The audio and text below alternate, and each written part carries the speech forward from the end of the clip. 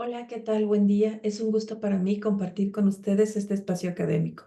Mi nombre es Alejandra Bernal Hernández y vamos a tener el gusto de trabajar la materia Análisis y estructura de los modelos educativos. En esta primera sesión hablaremos del sustento teórico disciplinar de los modelos educativos y quisiera aprovechar el inicio de nuestra sesión para agradecerle al doctor Francisco Javier Herrera González la oportunidad de colaborar con ustedes. En esta materia habremos de recorrer cómo ha evolucionado la visión de la educación para llegar a conformarse como la conocemos hasta ahora. De entre los elementos más importantes que vamos a destacar con respecto a los modelos educativos es que estos necesariamente recaen en cómo es la formación de los profesores. Para ello, vamos a tener que ubicar tres conceptos que son fundamentales. El primero de ellos va a ser lo que es el modelo. El segundo, el método, y el tercero, la técnica. Cuando nosotros hablamos de un modelo, nos vamos a referir a la forma en la que se sustenta el proceso educativo y tendremos que ver en el modelo cuál es esa visión que tiene de la realidad, para qué sirve la educación. Los modelos van a ser formas con límites muy claros en los cuales nosotros podemos ubicar qué se espera de la educación en los individuos de una sociedad. Por eso tendremos muy pocos modelos. De los modelos se van a derivar los enfoques que recuperan partes de los modelos para tener una nueva visión. Y en un tercer nivel ubicaremos las tendencias, que son aquellas integraciones de diversos modelos o enfoques para tener un singular punto de vista de la educación que puede reflejarse, por ejemplo, solamente en una nación. En el caso de nuestro país, una tendencia muy importante son las competencias, porque recuperan elementos de los enfoques, por ejemplo, cognitivista, constructivista y social. Observamos entonces que cuando hablamos de una tendencia, estamos ante un híbrido de visiones puras que nos permite recuperar lo que nosotros consideramos como importante en una sociedad. Para el ejemplo y poder comprender a qué se refieren estos conceptos básicos, pondremos el modelo transmisivo, que fue el primer modelo educativo propiamente dicho y a veces nosotros lo conocemos como tradicional. Este modelo transmisivo se limitaba a identificar que basta con que nosotros digamos algo para que el otro lo aprenda. Esta visión, por supuesto, ya no es vigente en prácticamente ningún lugar. El modelo transmisivo evolucionó e integró muchos otros aspectos que implicaban que recibir no es sinónimo de aprender. Cuando hablamos nosotros entonces de un modelo, tendremos conceptos, perspectivas y paradigmas que se engloban. Sin embargo, no todos los modelos pueden ser aplicados en una realidad. Cuando nosotros buscamos cómo aplicar este modelo específicamente en un nivel, en un país, una región o un plantel, estamos ante un método cuando éste ya se encuentra sistematizado. Es decir, debemos ubicar cuáles son las fases o los pasos que nos permiten aplicar este modelo. Entonces, un método está orientado por principios, prácticas y formas de evaluación. Es decir, qué van a aprender, cómo lo voy a enseñar y de qué manera voy a identificar los avances de los alumnos o del grupo. Como podemos observar, entonces, un modelo es la parte teórica y un método es la parte empírica o práctica. Siguiendo el mismo ejemplo del modelo transmisivo, veremos que el principio del modelo transmisivo es que el aprendizaje es unidireccional. Las prácticas por lo general serán expositivas y repetitivas, y en las formas de evaluación tendremos pruebas cerradas. Una vez que nosotros identificamos la diferencia entre modelo y método, entonces nos corresponde ver qué es una técnica. La técnica es la unidad más pequeña de nuestra práctica. Es la aplicación de la didáctica en una unidad. Esto implica entonces que dentro de las prácticas nosotros tenemos una gama de técnicas amplísima según sea el modelo en el cual estemos trabajando. El modelo transmisivo tiene una técnica por excelencia que es la exposición y prácticamente es la única. Como el modelo transmisivo parte del emisor y el receptor, entonces se enseña por excelencia a través de la exposición. Como podemos darnos cuenta, estos tres conceptos básicos son los que nos van a permitir entender por qué la educación ha evolucionado hasta convertirse en un modelo, método y técnicas que se aplican en una realidad específica. Y además también eso nos permite entender que no necesariamente tenemos que crear un modelo para la realidad mexicana, sino adaptar los modelos existentes y crear métodos más particulares. Cada modelo puede tener varios métodos y también muchas técnicas, y las técnicas no son exclusivas de los modelos. Empecemos entonces ahora a ver cuáles son estos 4 elementos que nos van a permitir ubicar los enfoques en los modelos. Esto quiere decir cómo nosotros vemos los modelos y los enfoques para poder comprender la manera en la cual se aterriza la educación. El primero de ellos que vamos a ver es el modelo práctico artesanal. Un docente que ocupa el modelo práctico artesanal o que se forma a través de él va a tener varios elementos muy específicos. En cuanto al epistemológico, en el modelo práctico artesanal hay una separación entre la teoría y la práctica y se privilegia la práctica. Es decir, cuando trabajamos a través de este modelo, no necesariamente vamos a explicar cuál es el fundamento de la actividad que estamos realizando. Podemos observarlo, sobre todo, cuando se está enseñando un oficio. Se puede enseñar sin la necesidad de decir por qué ocurre ese proceso. Observemos, por ejemplo, en una panadería. Para que una persona aprenda a hacer un pan, no necesita conocer los componentes químicos, ni tampoco cuáles son las reacciones que se presentan desde la preparación hasta el horneado, sino saber cómo se mezclan los materiales, cuáles son los tiempos y las consistencias esperadas. El modelo práctico artesanal es muy útil, sobre todo cuando se pretende el desarrollo de una acción específica por parte del sujeto que no demanda un constructo teórico. Además de este componente epistemológico, el modelo práctico artesanal tiene un componente psicológico.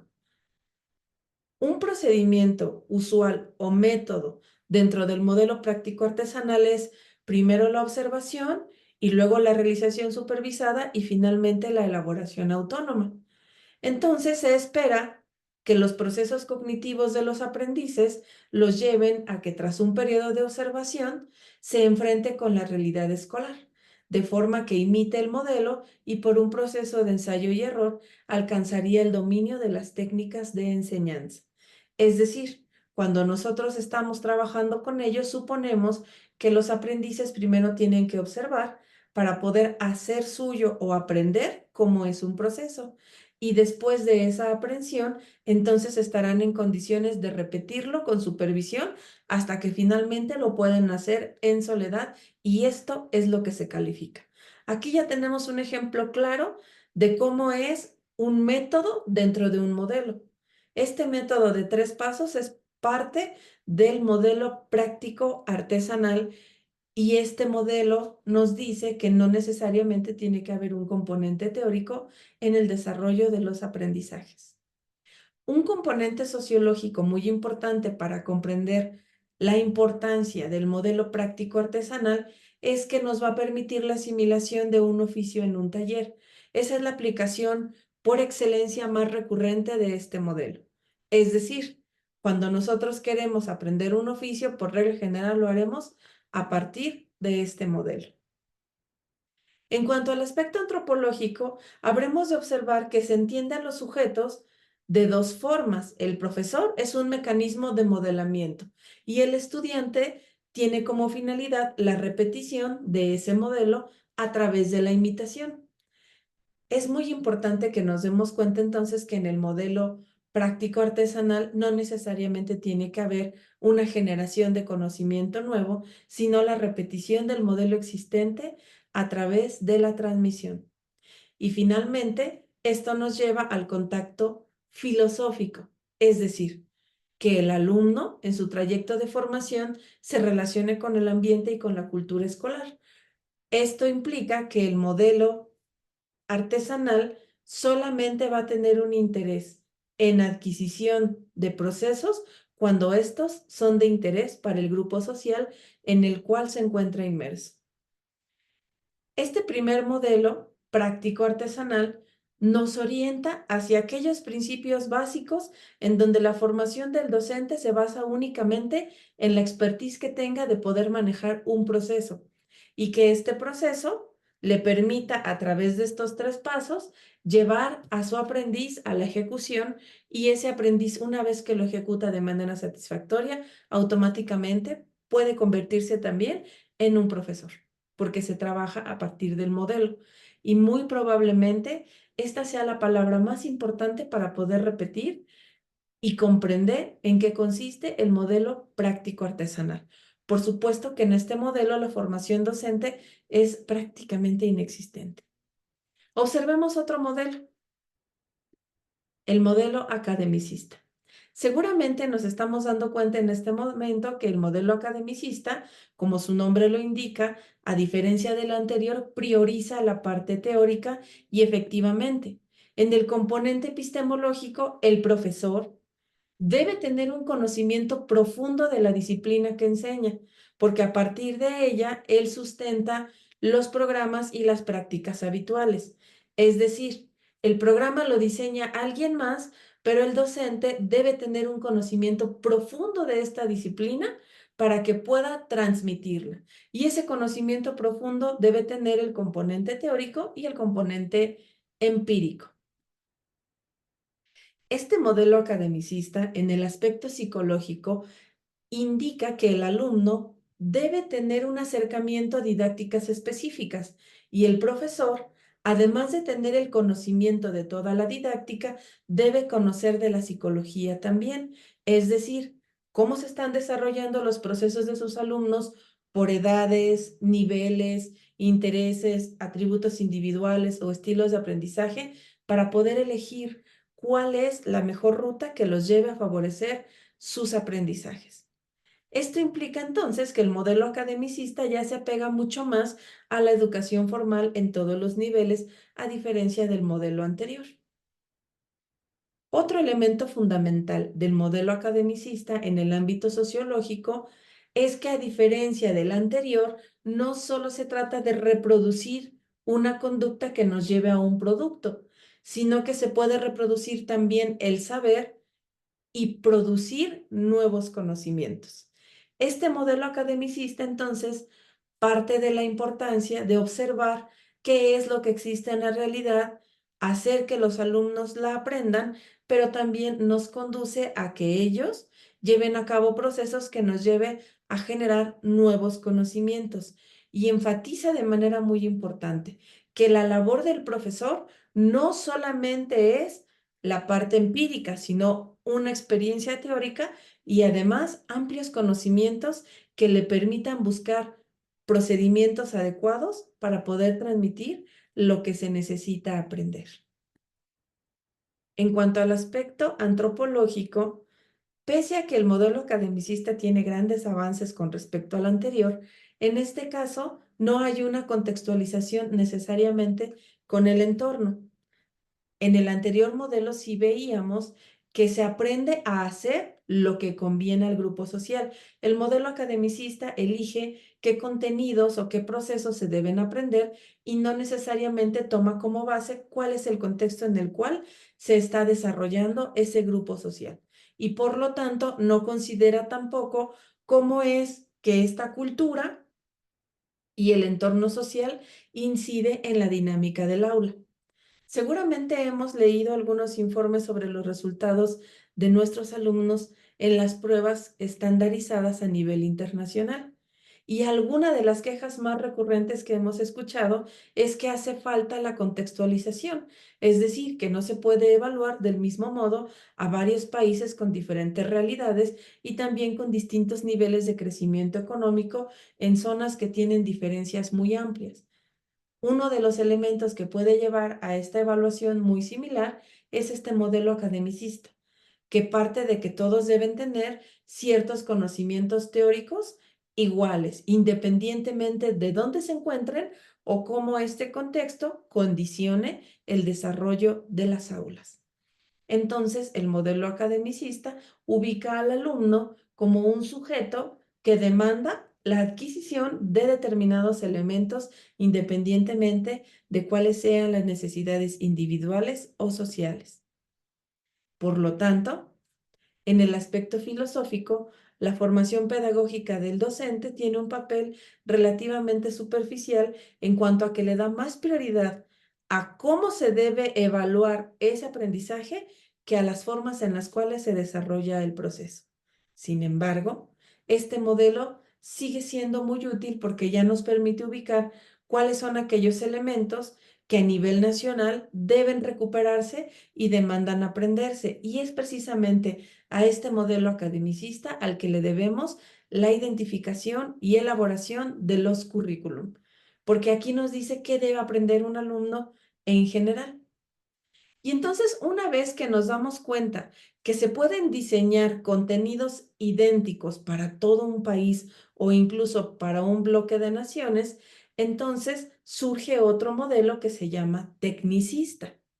Y este modelo tecnicista entonces parte del supuesto de que se necesitan pocos expertos para generar programas que permitan atender las demandas de un grupo social. Y que una vez que estos programas ya se identificaron, entonces prácticamente cualquier persona puede materializarlos. Y esto nos lleva a un paradigma tecnicista, donde empieza a haber como una especie de estandarización en todas las actividades escolares. Este es el tercer modelo que vamos a revisar. El modelo tecnicista habla de la tecnificación de la enseñanza.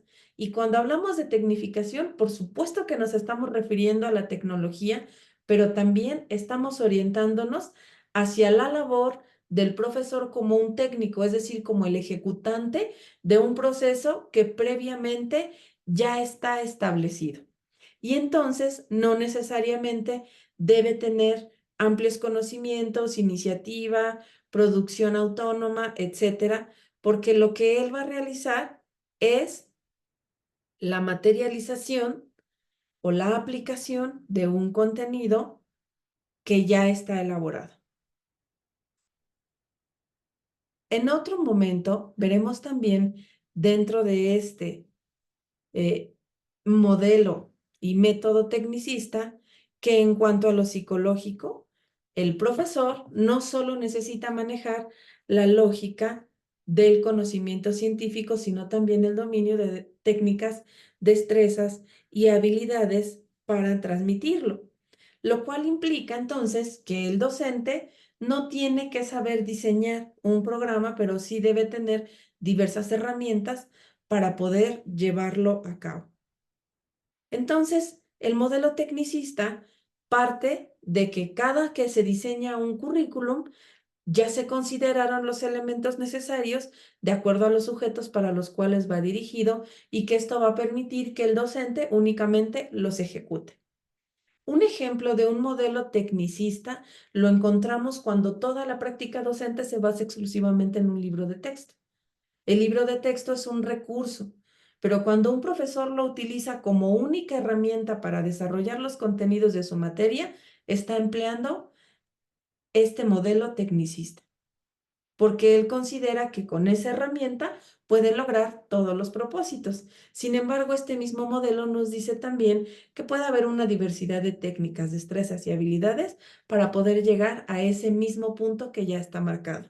Es decir, a diferencia del modelo academicista, donde el profesor puede tener cierta libertad de maniobra para la definición de contenidos, en el modelo tecnicista hay mucho más equilibrio.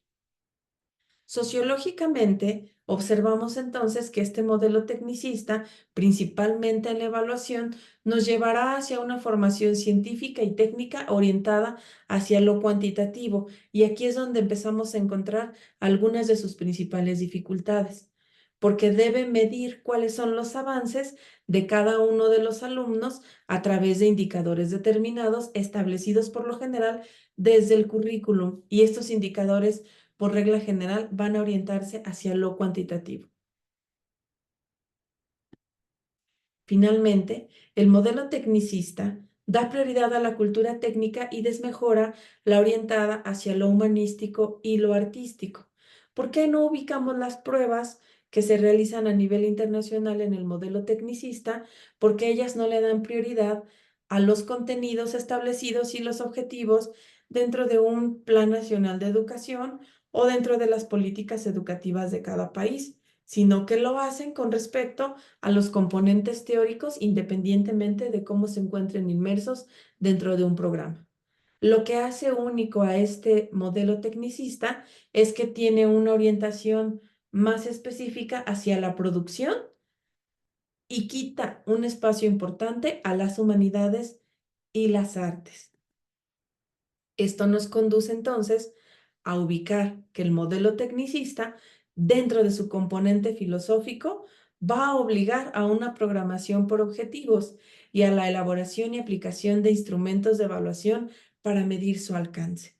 Y recordemos entonces que los objetivos tienen una condición muy interesante, y es que al poder marcarse con un verbo en infinitivo, demandan también de poder conocer cuándo hemos llegado al estado terminal o esperado de este objetivo, porque los indicadores de medición son cuantitativos y son viables de ser observados y estandarizados. Y recordemos entonces que la metodología cualitativa por lo general va a tener tres fines muy importantes: medir, conocer y predecir. Es decir, establece patrones a través de lo que mide. Una vez que mide, entonces identifica el nivel de conocimiento y busca predecir retomando las mejores prácticas.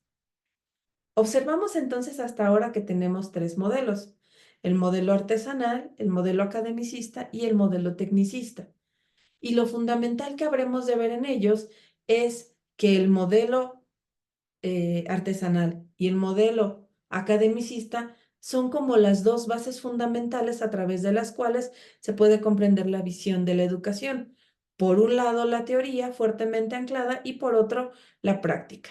El modelo academicista busca que se centre mucho en la teoría y el modelo artesanal hacia la práctica, en tanto que el tecnicista trata de vincular la teoría y la práctica con una medición global. Sin embargo, amplía la estandarización.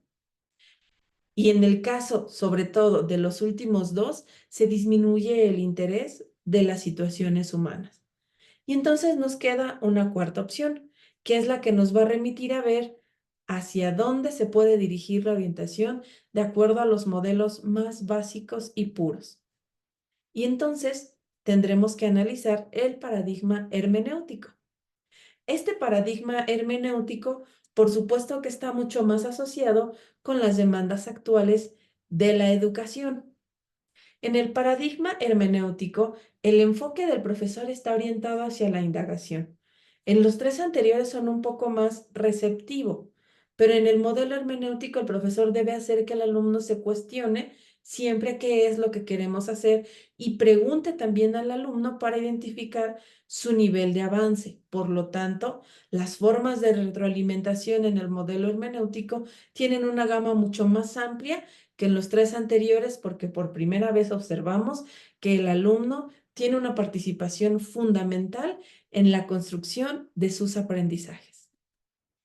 Este modelo hermenéutico, entonces, en el componente psicológico, nos va a llevar a una orientación práctica.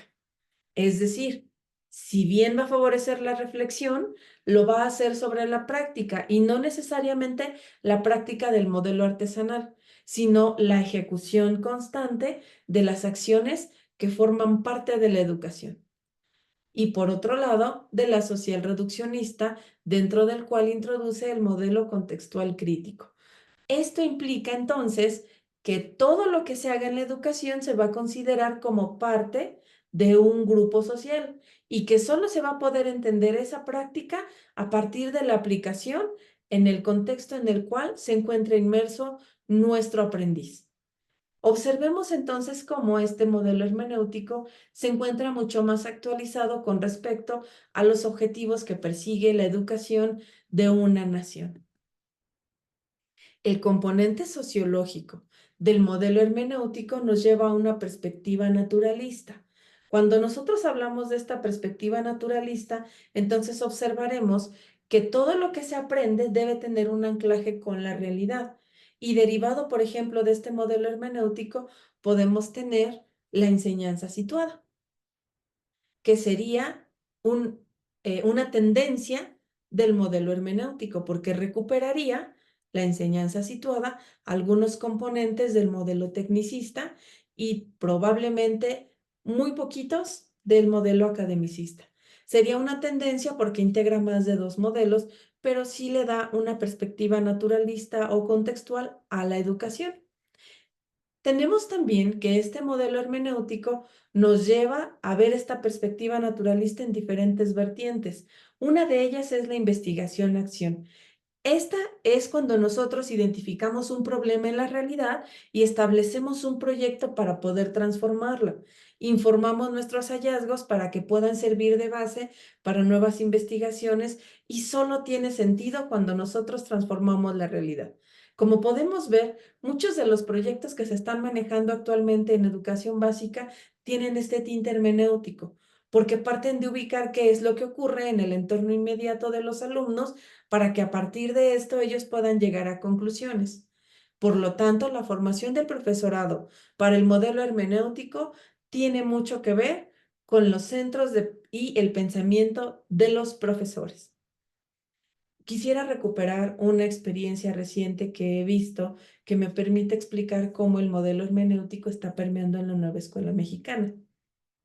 Hay un proyecto en educación primaria donde se les pide que visiten una panadería y la primera cosa que ellos tienen que hacer es observar quiénes están allí, cada cuándo entran, qué es lo que están haciendo y preguntar, entre otras cosas, cómo se llama la panadería.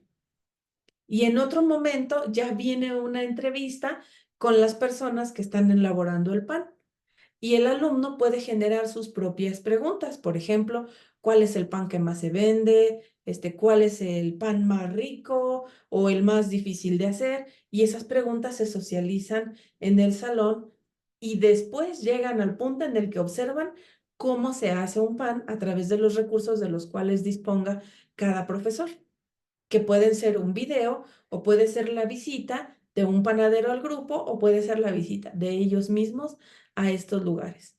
La diferencia principal entre el modelo artesanal y el modelo hermenéutico sería que en este caso se van aproximando hacia esa perspectiva de qué es lo que implica esta producción de diferentes formas. Y la más importante de ellas es que su primer acercamiento es que en su comunidad hay panaderías y que las personas suelen acudir allí como parte de sus actividades cotidianas y de manera transversal esto les puede permitir desarrollar otros contenidos del área de matemáticas, del área del lenguaje o del componente axiológico.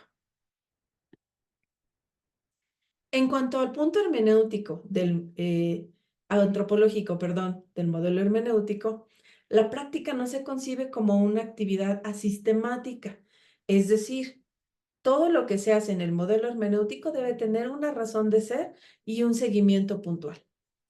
Debe ser crítica, porque necesita que el alumno desarrolle ese pensamiento crítico y se cuestione lo que está haciendo, lo que está observando y lo registre. Y que además de la aplicación de los principios teóricos, busque que este sea una ocasión para adquirir conocimiento. Todos estos elementos sistemáticos, críticos y teóricos nos llevan a vertebrar una enseñanza mucho más amplia por medio de la cual se organizan los programas de formación. Como podemos ver entonces, algunos elementos nuevos que estamos empezando a revisar en este ciclo escolar, como los modelos analíticos y los modelos sintéticos, nos permiten ubicar dentro del modelo hermenéutico a estos programas en los cuales, si bien hay un punto de partida, el contexto de cada uno de nosotros nos va a llevar a la posibilidad de una diversidad de actividades en función de las condiciones que tengamos en el aspecto social. Otra de las experiencias más importantes que he podido tener la oportunidad de percibir es que hay algunos estados en la República en la que los alumnos pueden salir solos por las tardes y llevar a cabo actividades de manera colectiva, en tanto que hay algunos lugares, sobre todo en la zona metropolitana, donde no es común ver a los niños de primaria sin la supervisión de un adulto. Y entonces este modelo hermenéutico parte de esa importancia de que no todas las escuelas en todas las regiones pueden llevar a cabo las mismas actividades fuera del horario de aula. Finalmente, esto nos lleva al componente filosófico. La escuela, el aula y el contexto son espacios en donde se concretan valores de justicia, igualdad y emancipación. Y entonces nosotros vemos aquí que la parte del microsistema es el aula, es la parte más pequeña donde surgen muchas interacciones que nos permiten explicarnos la realidad. Las aulas están en un sistema que es la escuela, donde cada una de estas aulas participa de formas diferentes, entendiéndolas como un grupo clase que permiten dar vida a una comunidad escolar que necesariamente va a estar situada en un contexto y que este contexto es el que nos va a decir qué es lo que podemos hacer. Y a partir de ello, entonces observaremos que se pueden desarrollar de diferentes formas la justicia, como dar a cada quien lo que corresponde, la igualdad de oportunidades y la emancipación a través del desarrollo del pensamiento crítico que lleve a una eficaz toma de decisiones. Observamos entonces que los modelos ya los explicamos a través de cada uno de los indicadores que los componen, que serían entonces lo epistemológico, lo social, lo antropológico, lo filosófico y lo práctico y psicológico. Pero otra forma de entender los modelos sería cómo se materializan en la práctica educativa, cómo se definen los modelos, cuál es su componente hegemónico y cuál es su aplicabilidad en la práctica. Cuando nos referimos a la práctica educativa, hacemos referencia a cuáles son los métodos que tiene cada modelo para poder materializarse. En la definición veremos su concepto. El componente hegemónico es el distintivo y la aplicabilidad en la práctica es cuando nos preguntamos ¿cómo puedo yo migrar esto a mi realidad en el aula? Y entonces eso nos permite llegar a ver un ejemplo de cómo podríamos explicarnos esto a partir de los 4 modelos que hemos visto. Por ejemplo, si nosotros partimos del modelo práctico artesanal, veríamos que la práctica educativa primordial sería de generación en generación, porque estamos hablando de oficios. La definición del modelo práctico artesanal sería que en este modelo se hace uso del sentido común y la reproducción de lo observado. No opera el análisis o la crítica de los conocimientos adquiridos y tiene un corte meramente reproductivo. El componente hegemónico, entonces, podríamos ubicarlo en la reproducción o en el modelo, es decir, aquellas palabras que nos permiten entenderlo de manera muy puntual. ¿Y cuál sería la aplicabilidad en la práctica? A partir de cómo se llevan a cabo los oficios en una comunidad. Esto mismo se puede hacer en cada uno de los modelos. Lo importante es que nosotros sepamos que si bien es cierto que no todos responden ya a las demandas actuales de los grupos sociales, también es muy importante distinguir que cada uno de los modelos tiene ciertas ventajas que nos van a permitir lograr elementos que de otra manera serían muchísimo más complicados. Decidir cuál es el modelo ideal va a depender fuertemente de cuál es el producto final que nosotros esperemos. Es decir, si como resultado final de nuestra intervención educativa demandamos la generación de un producto específico realizado por el alumno, entonces el modelo artesanal será el ideal. Si por otra parte estamos buscando la reproducción de conocimiento o una producción de conocimiento controlada, entonces nos orientaremos hacia el modelo academicista. También existe la posibilidad de que los resultados de los aprendizajes de nuestros alumnos deban medirse a través de indicadores de evaluación muy específicos y en este caso entonces estaremos hacia la evaluación tecnicista cuando ésta tenga un tinte predominantemente cuantitativo. Y sin embargo, si lo que nosotros vamos a terminar como producto tiene que enmarcarse en el contexto de nuestro alumno, entonces estaremos ante un modelo hermenéutico. Todas las actividades que nosotros realizamos pueden emparejarse a alguno de estos modelos. Para poder ubicar cuál es la definición precisa, les voy a invitar a realizar la lectura que se encuentra disponible para ustedes. Cuando nos damos cuenta de la comparación entre los modelos, entonces podemos entender cuál es la visión de cada una de las naciones y lo fundamental es ubicar que nosotros dentro de la educación tenemos perspectivas y paradigmas muy importantes que nos van a indicar cuáles son los modelos idóneos para cada una de las etapas del desarrollo de la educación. En la siguiente sesión que nos encontremos, observaremos cuáles son algunos de los componentes teóricos que ya han existido y que nos van a permitir ver cómo estos modelos van aterrizando cada vez más para llegar a ciertas tendencias y enfoques que nos permiten materializar nuestras prácticas educativas de diversas formas. Sin embargo, en esta primera sesión, la revisión de los modelos tiene como prioridad que podamos ubicar la diferencia entre modelo, método y técnica, y que sepamos entonces que las técnicas que nosotros vemos a través de la didáctica pueden implementarse en varios modelos y que no son estas necesariamente las que nos conducen a ubicarnos en algún lugar. Recuperemos el ejemplo que pusimos al principio con la exposición. Si bien es cierto que tiene su origen en un modelo transmisivo que conocemos también como tradicional, es cierto que en los 4 modelos esta técnica es de amplia utilidad. No así, por ejemplo, el modelamiento, que nos va a servir solamente en el primero y ocasionalmente en el modelo hermenéutico. Los invito a que reflexionen cuál es el modelo que permea dentro de su práctica educativa. ¿Qué es lo que nosotros hacemos y cuál es nuestra visión de la educación? ¿Cómo me percibo como docente y de qué forma esta percepción marca la manera en la que estoy interviniendo independientemente de cómo esté constituido el currículum del grado en el que yo me encuentro laborando? Me dio gusto compartir este espacio, estaré pendiente del seguimiento de nuestra materia y espero que estos contenidos sean de utilidad. Les deseo que pasen un excelente día y nos vemos en la próxima sesión. Hasta luego.